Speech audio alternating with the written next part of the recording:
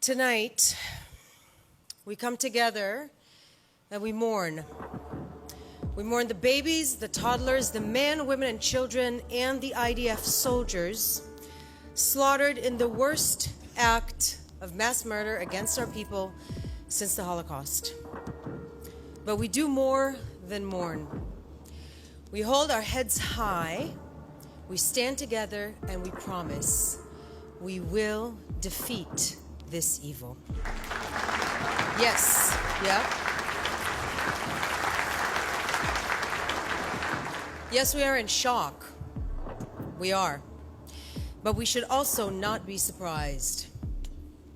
What we have experienced on and since October 7th was sadly predictable.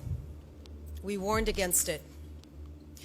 There were two elements coming together in the horrific, perfect storm of October 7th. The first is the danger of radical Islam, or more accurately, the radical Islamic Nazism that is constantly lurking at Israel's border. The second is the ongoing grooming of Western civilization through universities, the media, and social media, so that when the time came and the Islamic Nazis carried out the act of genocide, many in the West would celebrate it, justify it, and no longer tell the difference between good and evil. We warned you. We warned you of what from the river to the sea Palestine will be free looks like.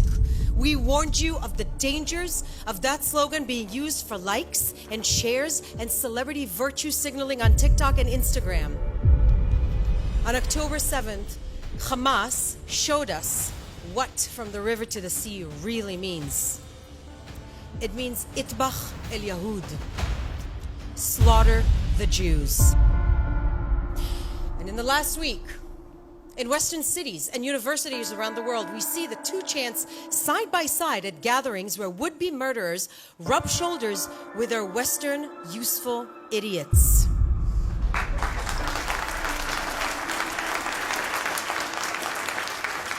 Western progressives have been played. You have been played.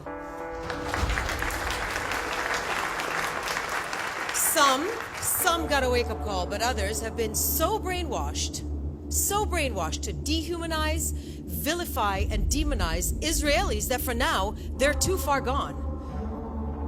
Now, nothing's new under the sun. We've seen it for over 3,500 years of Jewish experience, lived experience. It's the generational trauma that we carry in our bones. That is our Jewish privilege. We warned that this disproportionate obsession with Israel, this dehumanization of Israelis, of Zionists, of the IDF was nothing but the oldest hatred with new words, and we warned where it would lead, and we are devastated to be proven right. This demonization of Israel is not progressive, it's not peaceful, and it's sure as heck not gonna free Palestine. It is a modern-day blood libel calculated to incite, pave the way for, and then justify a genocide. Israel is one of the greatest stories ever told. Its vilification is one of the greatest smear campaigns in the history of the world. This evil, this radical Islamic Nazism lurking on our borders has been waiting for the chance to exterminate our Jewish democratic nation state. It looked the future in the eye. It saw a possibility of Israel at peace with the region, and it didn't embrace it. It set out to exterminate it before it was even born. But we have news for you. When we say never again, we mean it. When you tell us that you want to kill us, we believe you. And when you set out to do it in the most horrific of ways, we will defeat you. To the Palestinian people and all the nations, we reach out a hand as good neighbors, but We need you to help us defeat this evil, because whether we call it Hamas, ISIS, the Taliban, or Hezbollah, that evil that set out to destroy us will destroy you too. We know that you understand this. We know that you understand this better than the so-called activists on your campuses and on social media, keyboard warriors in our Twitter feeds, and now is the time to act.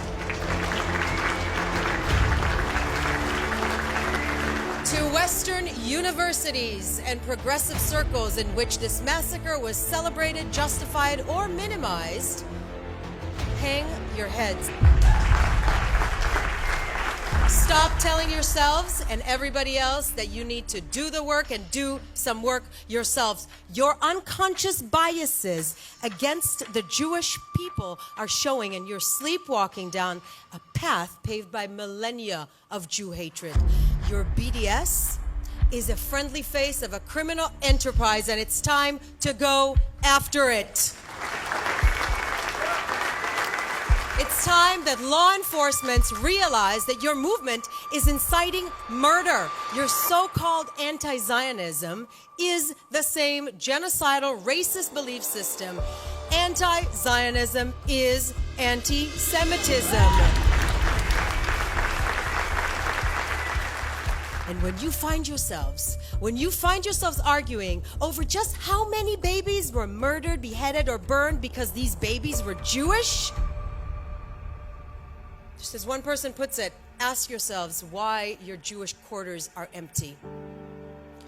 What happened in Kibbutz Be'eri and Kibbutz Nir Oz at the Supernova Music Festival was so sadistic, so barbaric and brutal that the word terrorism is too good to describe it. But if you can't even call it that, if you hide behind words like militants, it's complicated, well, but the occupation, resistance, or decolonization, if you can't unequivocally condemn rape, beheading, or torture of innocent and the kidnapping of grandmothers, some Holocaust survivors from their sick beds, then you are witless pawns in a propaganda machine you don't even know you're being played by.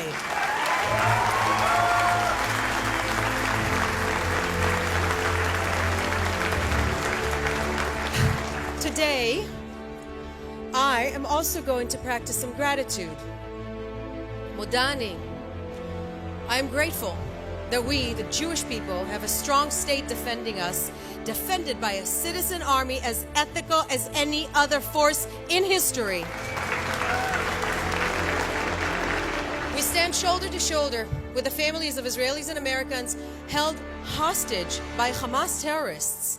We call on the world, on every state, the NGO, UN, to pull every lever and don't leave a stone unturned, demanding to let the hostages go. Bring them home. Bring them home. And friends, above all, I'm grateful for this. In the generations to come, the Jewish people will still live, love, and thrive, and reach our hand to the world. And Hamas will be nothing but a footnote in history, just like the ones who tried to exterminate us before. Am Yisrael Chai, everyone.